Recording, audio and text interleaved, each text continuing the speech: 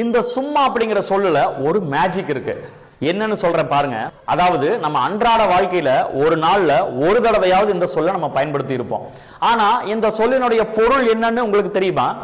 பெரும்பாலான அகராதிகள்ல கூட இந்த சொல்லுக்கான பொருள் இல்லை. ஆனா இந்த சொல் நம்ம மொழியில, முக்கியமா பேச்சு மொழியில ஒரு மேஜிக் பண்ணுது. அது என்னன்னா, வர்ற இடத்திற்கு ஏற்ற மாதிரி இந்த சொல்லினுடைய பொருள் மாறிக்கிட்டே இருக்கும். எப்படின்னு சொல்ற பாருங்க. இப்போ இந்த தொடர்களை எல்லாம் பாருங்க, இது எல்லாமே நம்ம பேச்சு மொழியில பயன்படுத்தக்கூடிய தொடர்கள் தான்.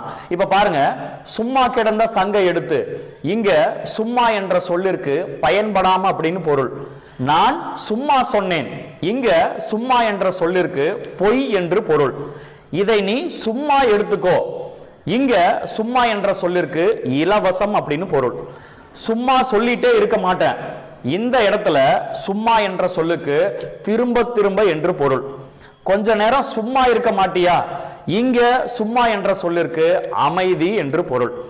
சும்மா சும்மா ஏன் வருகிறாய், இங்க சும்மா என்ற சொல்லிற்கு அடிக்கடி என்று பொருள். இந்த மாதிரி சும்மா என்ற சொல்லிற்கு இன்னும் நிறைய பொருள் இருக்கு.